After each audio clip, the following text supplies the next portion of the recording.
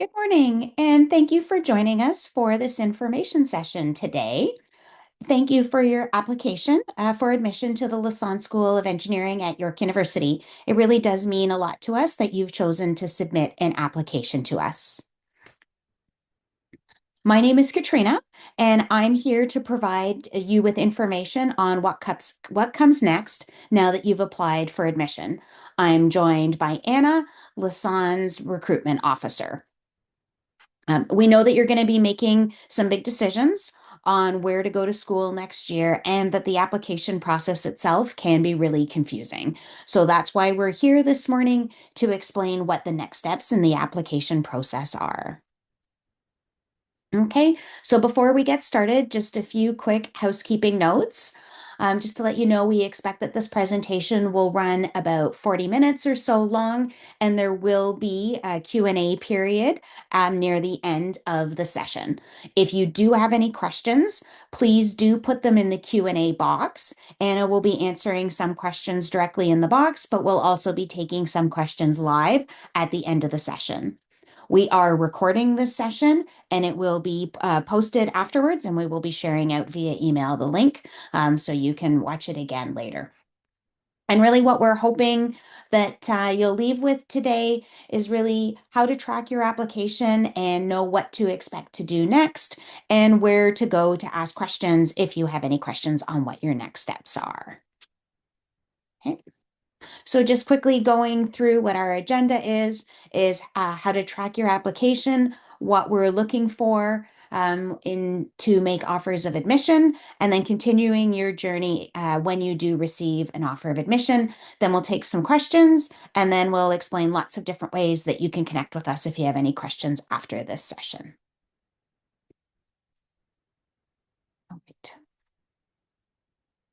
So just before we get started, I'd like to take a moment to recognize the land that York University is located on. So as a member of the York University community, I recognize that many Indigenous nations have longstanding relationships with the territories upon which York University campuses are located, and these precede the establishment of the university. We acknowledge our presence on the traditional territory of many Indigenous nations. The area known as Tkaronto has been caretaken by the Anishinaabeg Nation, the Haudenosaunee Confederacy, the Huron-Wendat, and the Métis, and it is now home to many Indigenous peoples. We acknowledge the current treaty holders, the Mississaugas of the Credit First Nation. This territory is subject of the Dish with One Spoon Wampum Belt Covenant, an agreement to peaceably share and care for the Great Lakes region. Okay. So we have applicants here with lots of different academic backgrounds, so we're probably not going to specifically be able to get into your specific case. But again, like I said, at the end of this presentation, we're going to give you lots of options to get in touch with us, including I'm going to be offering one-on-one meeting time slots next week. So there will be a link for that, so you can actually book a meeting time with me, because we're just not going to be able to literally log into everybody's application while we're doing this presentation. But again, we just want to give you just a general idea, and hopefully that'll give you some of the information that we're looking for. Right? But feel free, you can always post your question, but Anna might just say that's not something that we're able to answer in this session. Please get in touch with us afterwards. Okay, so in terms of the admissions process, if you've been invited to this session, then I expect that we've already received your application for admission. And really what we need from you to consider your application is to receive the documents that we're asking for, which for the most part is documents with your grades. Right? So that would be transcripts, report cards, that sort of thing. And again, you can see all of these in your My File. So I'm going to, again, go through this a little bit more specifically as we go through. So I'm just going to move on. So here's what some of the commonly required documents are. If you are applying to join us with, if you've just done high school, secondary school, whether you're currently a secondary school student or you've finished high school, but you have not done any further education, we are looking for your high school results. If you're currently in grade 12 in your final year of high school, we are looking for your previous year's results. So your grade 11 results, and if you're on any of the international curriculums, O levels, for example, CXE, if you're on the Caribbean system. And then we are looking for your enrollments for this year, your grade 12 year, and any of your interim results. You should have at least your first semester results by now. I'm going to come back to the English proficiency test in a second. And then if you are, and if you're done your high school studies, then that's great. Then we're just looking for your final results, just that final transcript. Then that should be all we need. If you've done any post-secondary studies, so if you've gone on to do college and university studies, for Lassonde programs, we would like to see your high school results, even if they were from a long time ago, even if they're not as strong, because if we can get your prerequisites from your high school results, then that is fantastic. So if you have those, please do submit them. Again, whether it's your final high school transcript, if you went to high school in Canada or the US, just a copy of your transcript. If you did your high school internationally, then it would be like your board results, your A levels, that sort of thing. And then we're looking for transcripts from all of your post-secondary results. So all of your college results, all of your university results. And if you're still currently doing studies this semester, we'd like to see, what your enrollments are. And then if you have any interim grades for this year. So if you have your fall term results, which you should have by now. For any for us, let me take for us to consider you for admission, we don't need official transcripts. We just need to see the documents. So unofficial is fine. So if you're currently in college or university, you can go into your student portal and just like do a download of what your current grade report is. We actually don't need official documents submitted until after an offer of admission is made. We only need the official documents to confirm your offer of admission. So you don't need to be ordering official transcripts to be sent from other colleges and universities until we make an offer of admission, because you do need to pay for those, just so you know that. If you're currently like in high school and you're getting confused with what I mean by official transcript, don't worry about it. This is more for college and university students that we need official transcripts. So again, you can just send us your unofficial documents for now, because that's all we need to review you for admission. If we have asked for an English proficiency test result, just to let you know, we will review you for admission when we have your academic documents. We're not waiting for your English proficiency score to review you for admission. So if you're like, oh, I better rush, writing my IELTS or something like that, and you're holding off submitting your other documents, please don't do that. Please submit all of your other documents, because to consider you for admission, we can do that without English proficiency. And we can make you a conditional offer of admission while we wait on that English proficiency result. Just if you have that requirement, you're not able to enroll in courses until we get that English proficiency test result. I'm going to, on the next slide, show a little bit about what we are looking for if you are required to submit an English proficiency test. So the overall scores required are the same for all of our programs based on the test. But if you're applying to engineering, we have minimums on each of the sections. So if you're applying to any of our other programs, it's just we only look at the overall score depending on which test it is that you're submitting. But again, engineering, there's the secondary requirement that you have to have the minimum on each of the sections. So if you have lived in Canada all of your life and you're wondering what I'm talking about, that's okay. This does not apply to you. The English proficiency test is only requested if people haven't been, if from your application, it looks to us like you haven't been doing your studies in English your whole life. So if you have immigrated to Canada, is sort of in the last few years, and you think you may not need this and we're asking for it, I encourage you to go to this URL here. We'll give you a second to take a picture or grab a screenshot because a lot of times we ask for this, but we can waive the requirement. And it's just, again, the way that the application system it's the algorithm that's built into the application system.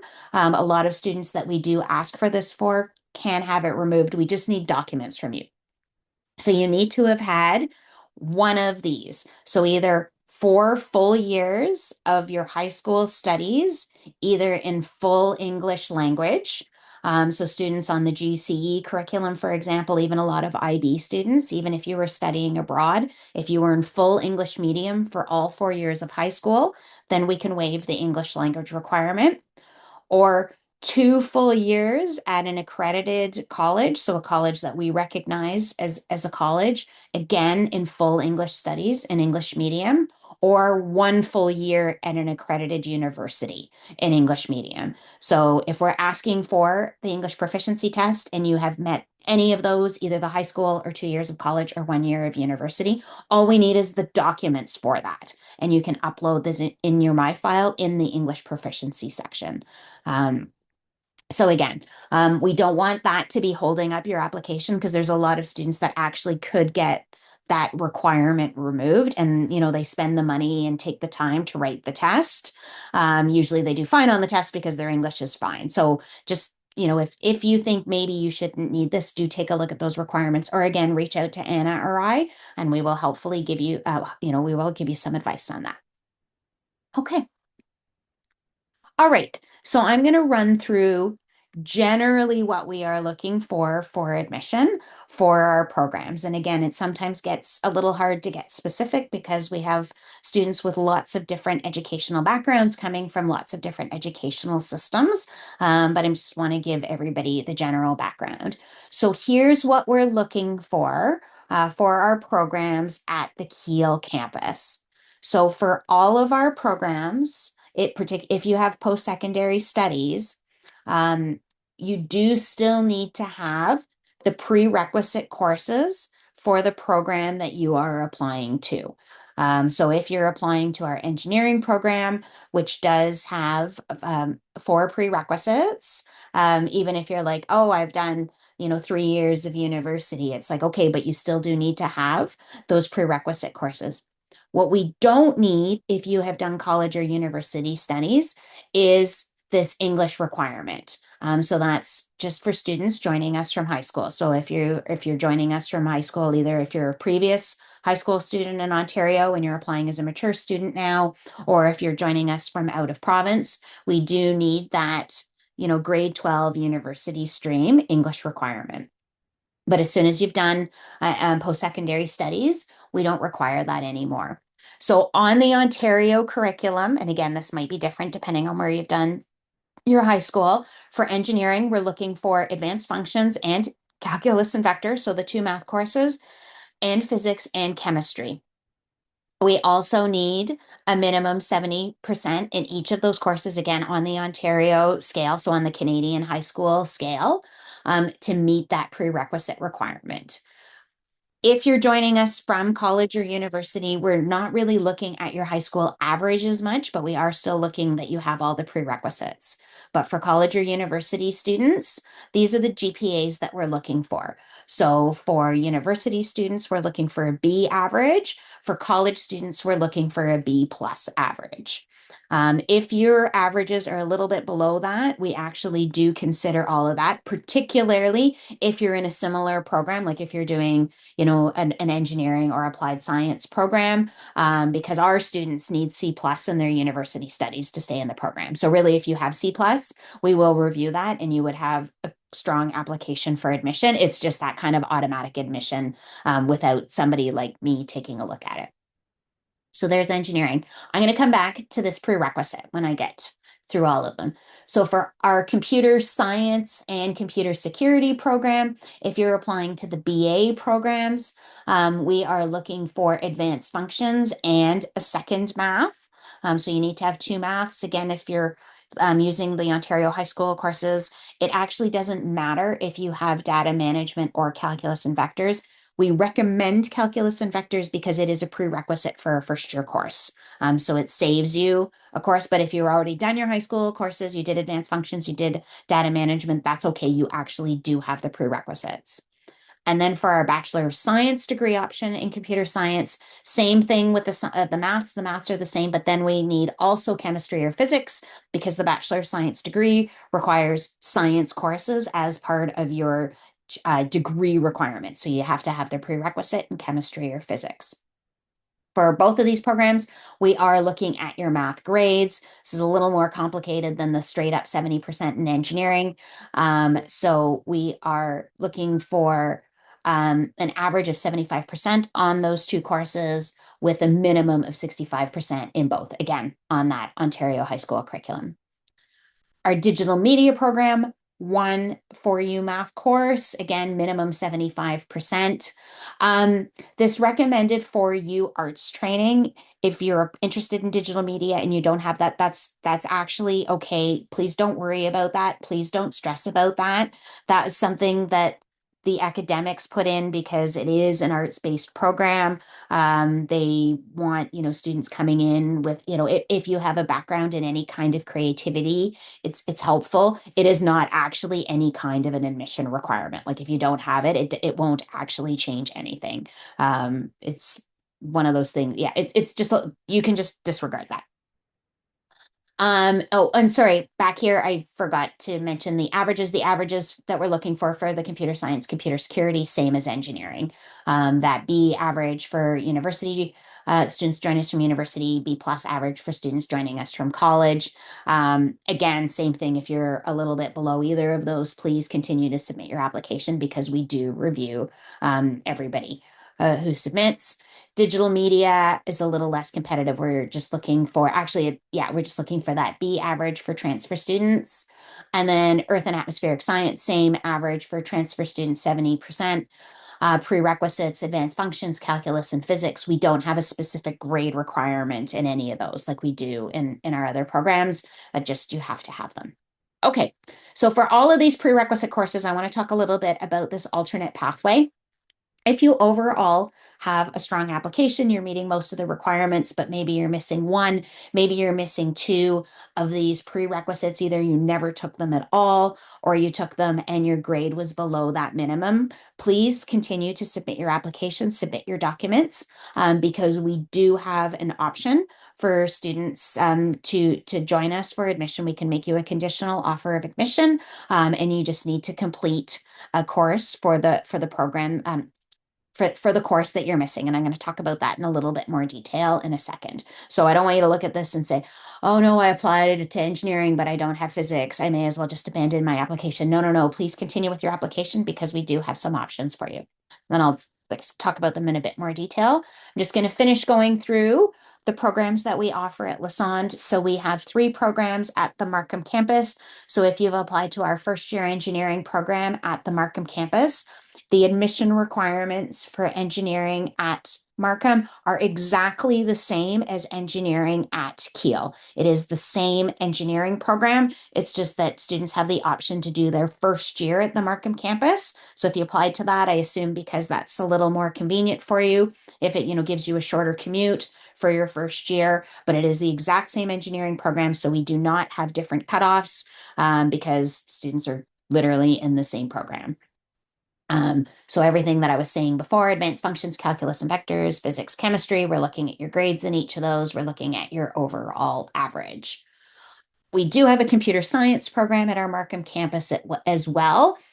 This one is a different program than our computer science program at Kiel, different in that it is 100% at the Markham campus. All 4 years of it are at the Markham campus, and it does have a different curriculum. It's a more modern computer science program in that it's newer. Our computer science program at the Kiel campus is actually celebrating its 40th anniversary this coming year. So there's great things to tradition, but sometimes there's some great things to actually creating a new program from scratch, which we did with our computer science for software development program at the Markham campus just 2 years ago. So this one only has one math prerequisite with advanced functions.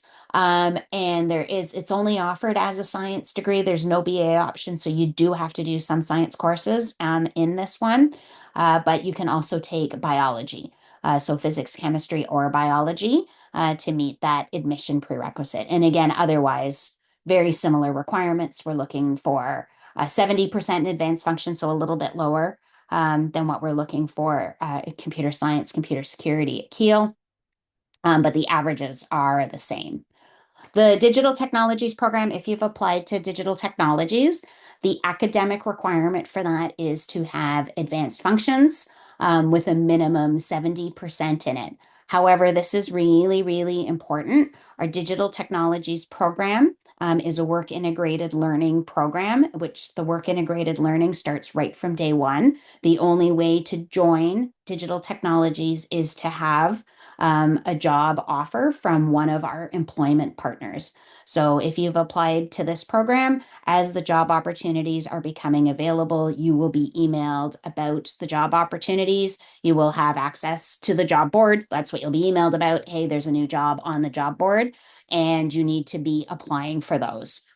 So when students, if you know, when an employment partner, one of our employment partners selects students for the position, that's how you are offered admission to the digital technologies program. So again, if you have applied to this, do be, keeping an eye out for that, and you do need to be applying for that. Okay.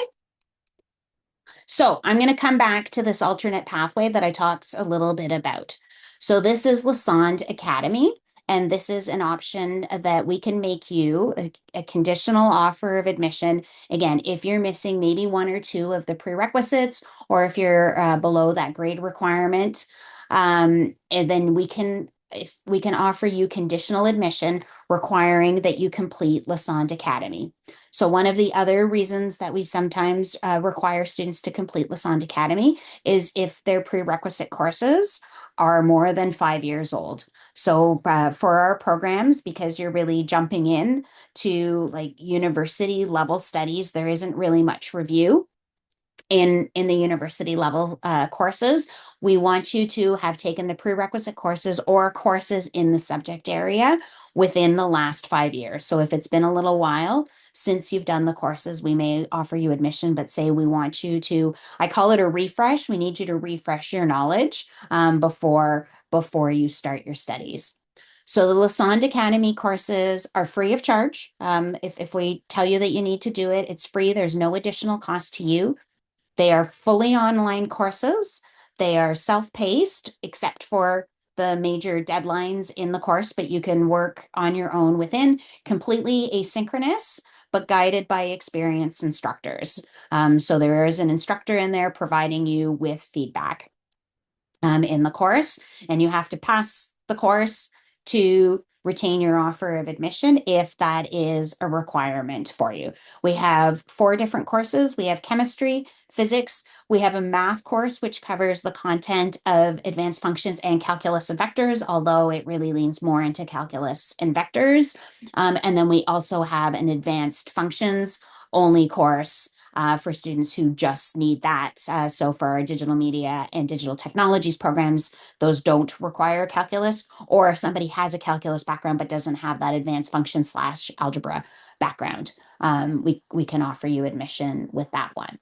So again, if we looked at those admission requirements and you were missing something, please do continue with your application. We will review your application for admission.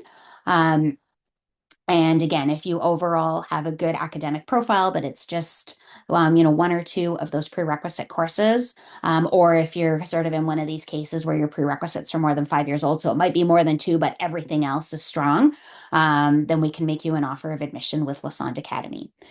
If you're offered admission with Lassonde Academy, you can absolutely take the Lassonde Academy courses. We are offering you a space in them. But if you decide that you want to meet that requirement through a different method, that is totally fine as well. It doesn't matter to us. So if you say, oh, I'm just going to take the online, grade 12 class, that is perfectly fine. We just ask that you let us know so that we take you off of our Lassonde Academy lists and stop sending you all of the reminders. And that is completely up to you. Or if you're already, sometimes we offer students admission with Lassonde Academy and they're already halfway through the 4U course. We just didn't know that they were enrolled in it. That's fine. Just finish your 4U course because you're already halfway done. And then we will just remove the Lassonde Academy requirement. Okay. All right. So we do have one other way to consider you for admission, and this is our optional digital interview. So this is for students whose average is just a little bit below what our admission average requirements are for some of our programs. So it's an interview. It's completely online. Again, it's completely asynchronous, but it gives you a chance to tell us a little bit more about who you are. So we will be reaching out to applicants who sort of fall into the range that we will be considering them for admission. We expect that this will be available. I was hoping it would be available next week and we would be reaching out to students. We're just on the technical back end setting it up, but it will be available this month. And again, we will reach out to students who are good candidates for this. But if you think you might be a good candidate for this, you're welcome to reach out to us and let us know. And once we have it ready to go, we can say, yeah, this would be great for you. Okay. All right. So let's talk a little bit more about what happens now that you've submitted your application. And here I'm trying to sort of outline, this side is the things that we need you to do. And then when you do something, what do we do at York University? So I'm presuming since you're here that you've already submitted your application. So this one is already done. And this should also already be done. So you submit your application, whether it is through UAC or directly to the York application. We receive your application at York, and York will send you an email confirmation of your application. And this includes your reference number, which allows you to access your MyFile portal. You can go into your MyFile and see all of the documents that we are requiring from you based on what the information you've provided in your application, right? So you submit your application, we send you this email. So what we want you to do next is to check your MyFile for the documents that are required. So if you haven't already done this, please do go into your MyFile, check what we're asking for you, and then if you have any questions, get in touch with us and ask us. Again, the algorithm is just that. It's an algorithm. There's a bunch of questions that are asked in the application, the information that you've submitted in the application, and it builds what the requirements are based on that. English proficiency is a really good example that sometimes it's just that series of if statements that it'll ask you for English proficiency, and you've been like, I have lived in Canada like my entire life. I was born here. Why are you asking for this? Again, it's just sometimes we need to go in and double check it and say, yeah, you don't need it. Or we'll say, oh, it's because we don't have information on, this. So we just need that information from you. You provide the documents and it's all good. So do reach out to us if you have any questions on that. Okay. And then submit the documents that we are asking for. And you can submit those in your MyFile. You literally just upload. So if it's a paper document that you still have an old copy of, like if it's your high school transcript and you still have it, you can literally just take a picture of it or scan it. Or if you have a scanned version, you upload that. Or, if you're sharing stuff from your student portal, you can literally just create a PDF, like export it to a PDF and upload it into your MyFile. Again, we don't need official results at this time. So you submit your documents, and every time there's a change to an application, the admissions assessors actually go in and look at it. So there's three possible outcomes every time you submit a document. One, we have everything that we need, and we offer you admission. It's usually conditional admission, and conditional means that we will still need things like your official documents to be submitted. I'm going to talk a little bit about admissions conditions in a second. So that's great. We have everything we need. We offer you admission. Or we review everything and we say, oh, now that we see this, we actually see that we need something else. Again, it's just that the way the questions are asked in the application for admission, sometimes it's like, oh, okay, we need a little bit more information. Another reason that we'll sometimes reach out and ask for a bit more information, there's two major reasons we sometimes reach out. One, if overall your application is really close, but if particularly if you've done college or university studies, if your averages are maybe a little bit below what we're requiring, you can submit a letter of explanation. So you might have already submitted that as part of your application, and we absolutely consider letters of explanation. And there's lots of acceptable reasons. But we will reach out to you and say, hey, just provide us with a little bit more information, provide us with some context. So this is really common if somebody has like really strong high school results and then they go and do post-secondary studies and things, we can see from their average that, their average is really low. So we'll say, well, something probably happened here, so let us know. So I'll give you a few, examples of very acceptable extenuating circumstances. So one is that students, did really well in high school. And then they go to post-secondary studies, they didn't do well. And there's all kinds of common reasons. Often it's students move away from home and they just weren't ready for that transition yet. And they did poorly in a semester and they're like, no, I need to move back home and do better. So that's an example. And then there's obviously, extenuating circumstances like illness and, family emergencies and that kind of thing that again, is completely understandable. In any of those cases, we do need to have some evidence of preparation and academic strength, right? So if high school results are strong, but post-secondary results are weak, and again, there's a reasonable explanation that makes sense. But if none of the results that we see meet requirements, then in that case, we'll be like, okay, well, we do need to see that you do have, the requirements for the program that you're applying to. So that's that. The other time we will sometimes ask for further information. In our language, we call it gaps. But based on the information you've provided in your application, if you've been out of school for a few years, we'll just ask like for a copy of your resume, for example. We just want to see what you've been doing, or if there was like time between your studies, we're just asking again for what you were doing at that time. Again, it's not an issue. We just need a full history of what you've been doing in between.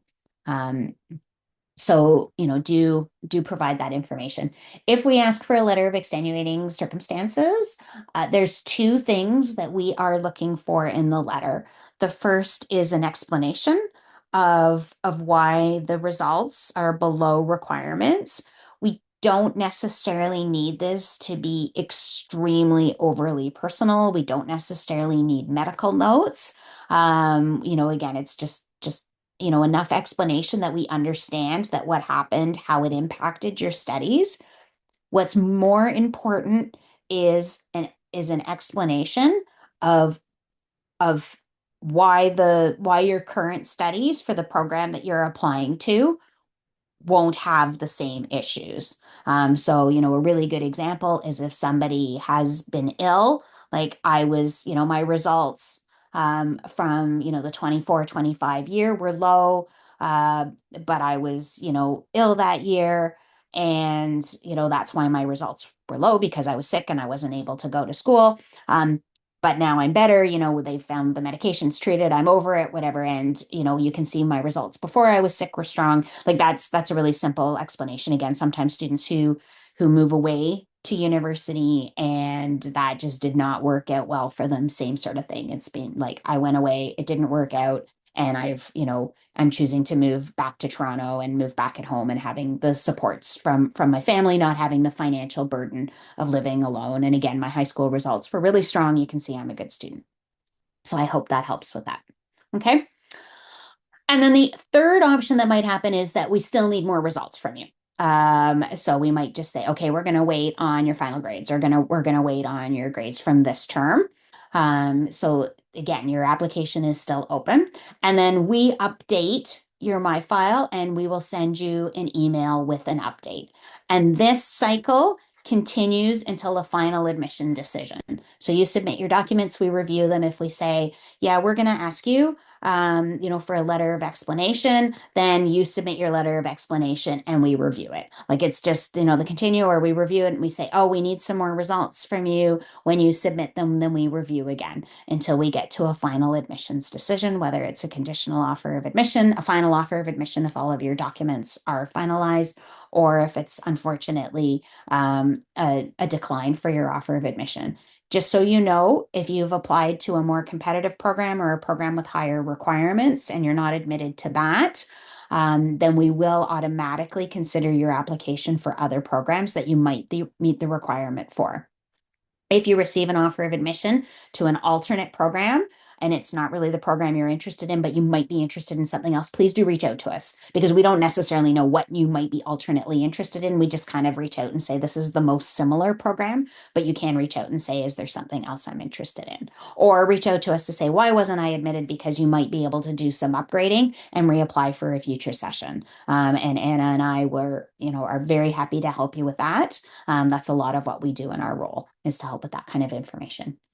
And if we make you an offer of admission, then really the final step in terms of your application, just in terms of your application, is to accept your offer of admission in the location that you submitted it. So if you applied on UAC, your offer will get sent to UAC. And you need to accept it there. But if you applied directly on the York University application, you'll accept it in your MyFile. If you applied on UAC, you have to apply there. I mean, sorry, accept there.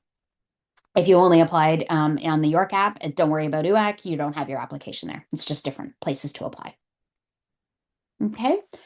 And then moving forward, if we do make you an offer of admission, this is what it looks like between that time and until classes start in September. So again, talked about accepting your offer of admission. And then your next step after accepting your offer of admission is to schedule your new student enrollment appointment that you do in your MyFile. We call it an appointment. So this is the process through which you enroll in your courses. And pretty much everybody here will actually need to schedule a new student enrollment appointment. If you get told that you're doing it through your MyFile, then that's fine. You just follow those steps.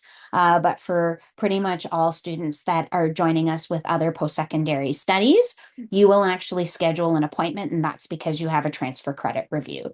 So you schedule a session in your MyFile, you pick a date, just so you know. So we do them on Thursdays and Fridays. They begin in the middle of May. There's no appointments before that. So if you have an offer of admission and you want to, schedule your session, I would say go for it because you'll get the earliest sessions.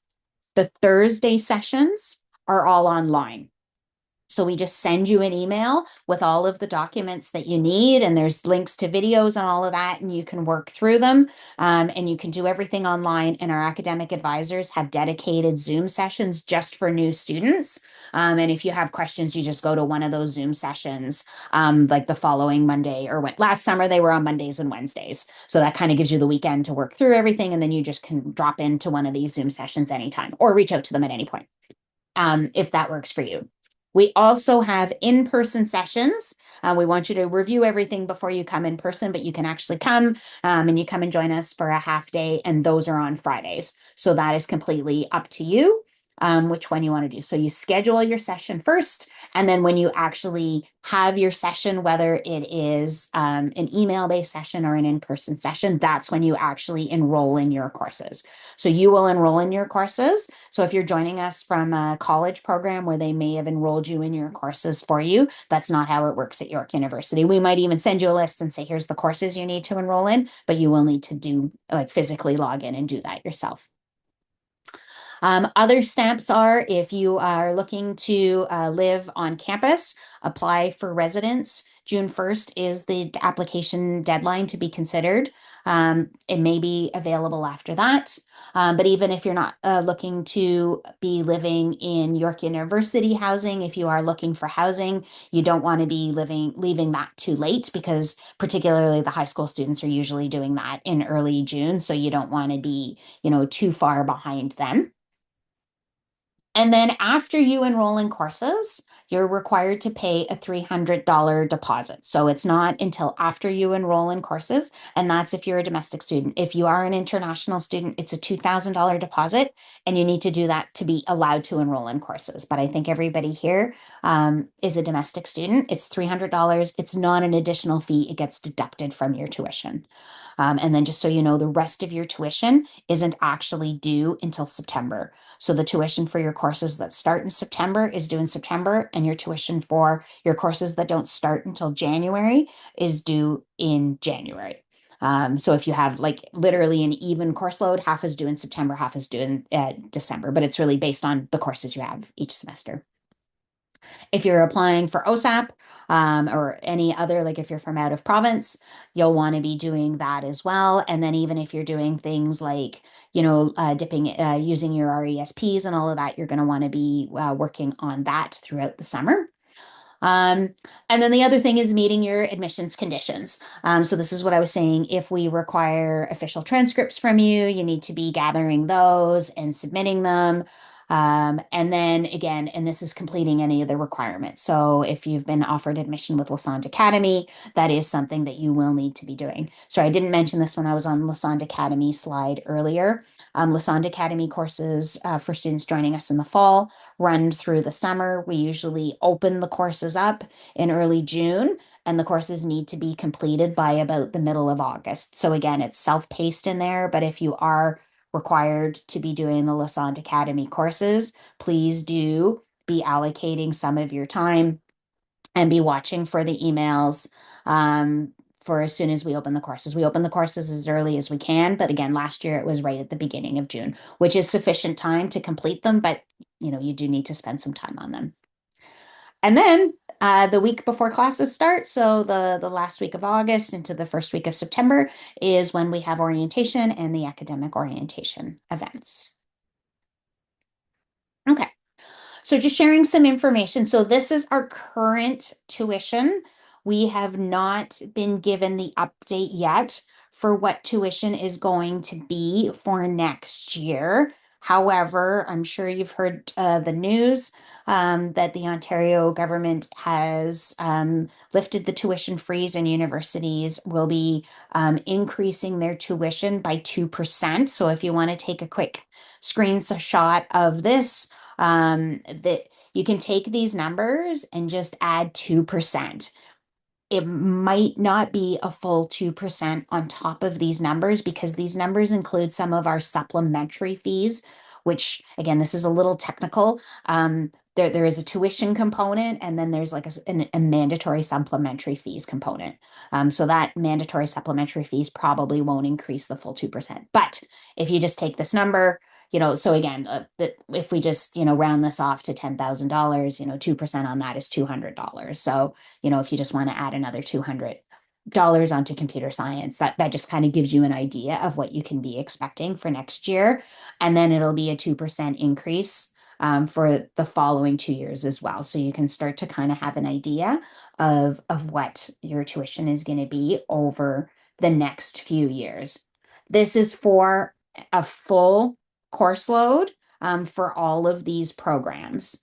So if you think you're going to be joining us and not taking a 100% course load, then your fees would be less. At York University, we charge tuition by the credit taken. So a computer science student, for example, a full course load is 5 courses in both terms. If you think you're going to be taking 4 or 3 or even 1 or 2, your tuition will reflect actually the number of courses that you're taking. Okay, if you're joining us from out of province is a little bit higher. And I assume that's also going to go up 2%. And then here's what our international tuition is again for this year. If you are international, paying international fees, and that'll go up, a small amount each year as well. Okay, so I hope that I have covered all of the major topics, but we're happy to take any questions that people have been asking. Great. Thank you so much, Katrina. There's a great question here in the Q&A. The student is wondering what they should do if they are unable to obtain a transcript from their previous university outside of Canada. Okay. Um, this is a great question. Yeah, students who are not able to obtain transcripts. So and it's very common. We know that there are certain regions and with certain circumstances that students aren't able to obtain a transcript at all. It's more common, even more common, that students are not able to obtain an official transcript. So if you have any of your own unofficial results, any report cards, like submit what you do have. If you're completely unable to obtain anything at all, you don't have any record, submit a letter. So in your My File, there will be a place to upload the transcript. You will need to submit a letter of explanation why it is. Again, we know that there's certain regions of the world with certain circumstances that this is very common. And if you fall into one of those circumstances, we're very used to that. So do provide the information. Just to let you know, we do have students that sometimes say they're unable to obtain a transcript. And it sometimes is because there is a fee for the transcript. That is not a reason that we accept. If you need to pay for the transcript and if you have to wait for it to be mailed from overseas, that is normal. York University being a very large university, we do get applications from everywhere. So sometimes people say, oh, I'm not able to obtain a transcript from this institution. And we can say, well, we've obtained, transcripts from 15 other students from that institution this year. But again, provide an explanation if that's the case. We will say that to you again. And we know that it's very, very common. There's definitely cases where, if you haven't done military service and you immigrated, they won't give you an official transcript. So if you have your own documents, that's great. Unfortunately, however, though, if you're not able to provide documents, we can waive that requirement, but then there's no way that we can consider you for transfer credit if there's no documents. So, we can appreciate that maybe you've done courses, but we don't have any system to say, yeah, we can offer you transfer credit without documents. We do have to have those documents. And again, it is unfortunate, and we understand that.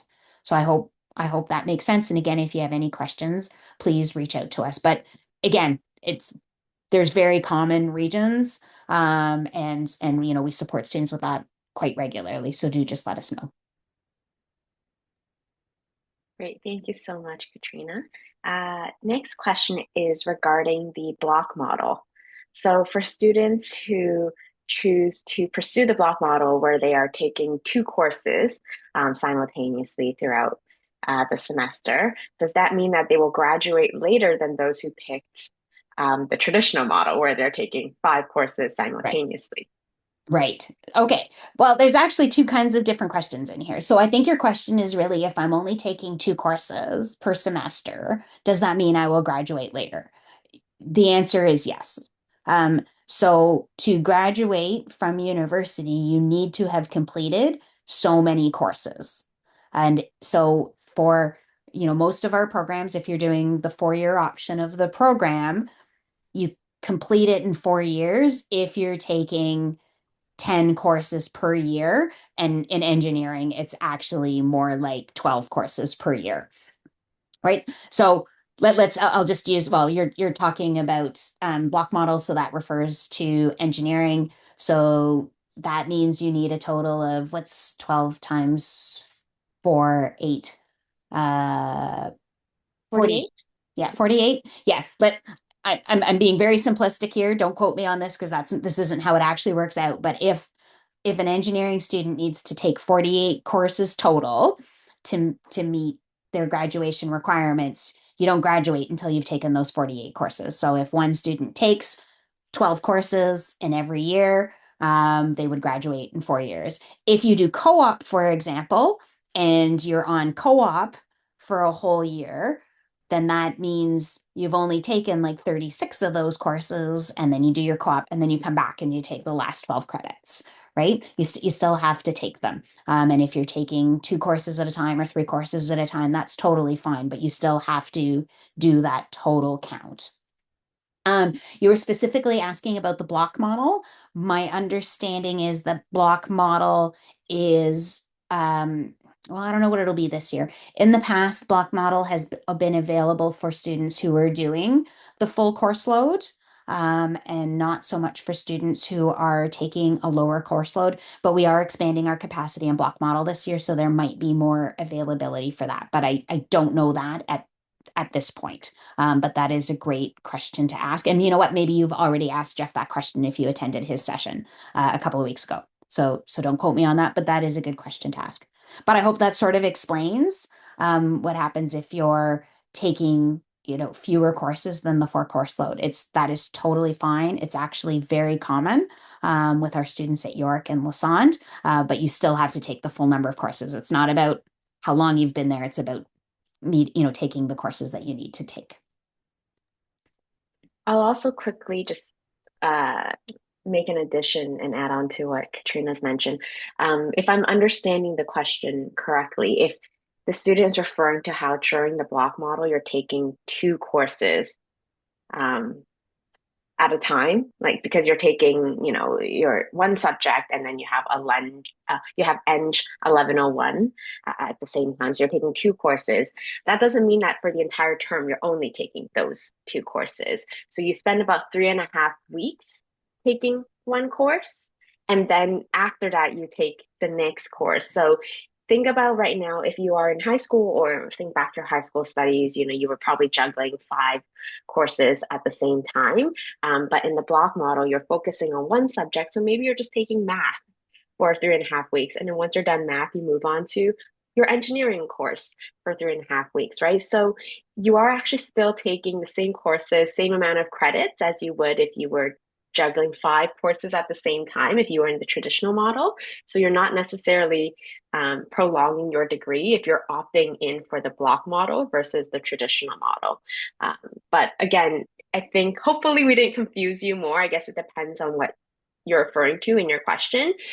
But if you are doing what Katrina mentioned, where you are only taking two courses, and those two courses are only ones you're taking that term, then yes, it's very likely that you're going to be prolonging your degree, which is also fine, right? It just depends on the workload you're able to take on. I did also And put a description of the block model in the Q&A for you. Um, so hopefully that helps provide some clarification as well. And if you didn't apply to engineering and you're like, what are they talking about? This is something special just in our engineering program. So this is really, really specific to engineering. It's an option.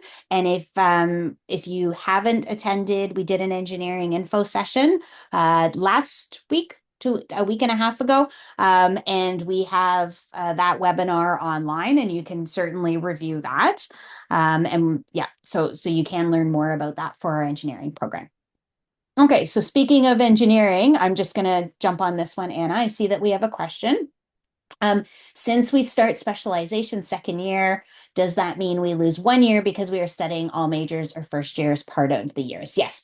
So again, this question refers specifically to our engineering programs because the actual engineering specializations begin in second year. So computer engineering, software engineering, mechanical engineering, for example, and first year is the common first year for everybody. The common first year is one of the years of the 4 year engineering program. So, if somebody was to do a full load every year, not do co-op, that sort of thing, engineering would be a 4 year program. First year, and then second, third, and fourth year are the years in your engineering specialization. So it's not 1 plus 4. The one is part of the four. That's a really, really great question. Yeah, it's not a 5 year total program. It's a 4 year total program. Again, most of our students do co-op. Um, and if they're out on co-op for a year, then then it takes 5 years from the time they start, but it's still only 4 years of study because they're not studying the year that they're doing co-op. But that's a great question. Thank you for asking that. Okay. Oh, and I see that Shirley has a question. If all documents are submitted already, when can we expect a decision?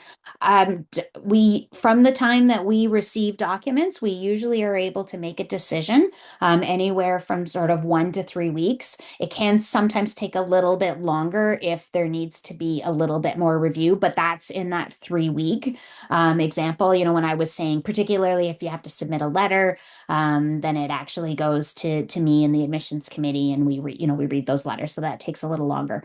So if it's been longer than maybe 3 weeks since you submitted your documents, or that since we've received our documents, I do want to say that if documents are coming to us from overseas, um, then you have to allot a little bit of time for us to actually receive it, and the document to get put on your application. But if you're like, oh no, this one's been sitting on my application, like I uploaded it to my file, please do reach out to us just to see what's happening. Sometimes we maybe didn't notice that the document came in, so we will take a look at it, and maybe we have reviewed it. and for whatever reason the update didn't get to you, what maybe else we're waiting on. So do reach out and ask us, and Anna and I are very, very happy to help with that. And again, sometimes stuff is in my file, but it isn't super clear as to what exactly it is and what stage you're at. Right? All right. Well, those were some really great questions, and I appreciate you asking them. So, as I've, oh, come on, just waiting for my slide to move forward. So, here's a few different ways to continue to connect with us if you have any questions after today, or even just to learn more about us and at Lassonde. So, here's just a few general things. We have our spring open house coming up literally 2 weeks today. We're going to have all of our program areas available there. So if you have questions more about, oh, I'm interested in civil engineering, what's it like, what am I going to learn, that sort of thing. That's not so much what Anna and I are talking about this morning. Please come and join us at Spring Open House. And learn more about it and see, go on tours and that kind of thing. If you don't really need the whole open house, but you want to come and see us, we offer tours on a weekly basis during the week of March break, which again is the week after next. We're going to offer more tours. Again, most of you are not in high school, so that might not work for you. But if it does work for you, we're just offering more tours that week because it's a good week for high school students. We have lots of these virtual application sessions, which I hope you are already aware of from the emails that we're sending you. We've been doing a whole bunch of them recently. We're going to do a whole bunch of them again a little bit later this spring as it gets a little closer to the deadline that a lot of students have to make their mind up. So if you're like, oh, I can see the recording for this one, but I wish I could have gone, it's very likely going to be repeated. And we're going to have more on things like co-op and stuff coming up that we haven't done that. Um, if podcasts are kind of your thing, this is a little less specific to specifically admissions, but we have a This is Lassonde podcast. You can just kind of like hear from people involved at Lassonde about some of the stuff that they're doing. Can be interesting. If you haven't already joined us in the Lassonde community, if you use Discord, we're on Discord, and this is a really, really great place to just kind of get more general information. We have a team of student ambassadors. We have ambassadors for all of our programs, and they are in Discord all of the time. So Discord is a really great place to get a quick answer to a question, to get really information more on the what's it like aspect. For things like really specific admissions questions, again, that's better directed towards Anna and I, but general stuff, you can post it in Discord. If we can't answer it in Discord, we'll actually say, like, if it was anything that you would need to provide, like your application number, Discord isn't the best place for that. But if you have a question, our ambassadors would just say, oh, you know what, you probably should talk to Katrina or Anna about that. But again, a lot of the whole, what's it like, great questions in there, for our students that are joining, like, what kind of laptop should I get and that kind of thing. And our ambassadors will say, well, this is what I have and this worked well, or I got this and it actually didn't work well. Like it's just Discord as a place to chat about this stuff. But much more specific stuff when I was talking about that. If you have really specific questions about your application, you are always welcome to email us. So this is the email that Anna and I use to answer questions. We're pretty up to date in our emails. If you do email us, it might take us a couple of days. And again, with our spring open house coming up in 2 weeks, we might get a little slow around that. But you can always send us an email and reach out to us. But I am offering a number of one-on-one meetings next week. So if you have really specific questions about your application, like Shirley, you asked that question, you've submitted your documents, you're welcome to send us an email if you want us to follow up, if that's more convenient for you. But if you want to just book a meeting with me, you can check that link there. And I'm offering meetings next week, kind of at different times. I'm doing like some lunchtime ones. I'm doing some morning ones. I'm doing some late in the day ones, recognizing that some of you, probably work full time. So I was sort of trying to offer a few different time slots. If none of those work for you at all, just send me an email if you want to have a one-on-one and we can figure out a time that works for us. Okay. All right. So thank you so much for joining us this morning. I sincerely hope that we were able to provide some clarity on what to do and some information on where to go for help if you have any questions as you move forward. So we look forward to you completing your application and us reviewing your application, and hopefully you will be joining us at Lassonde next year. Thanks so much and have a great Saturday.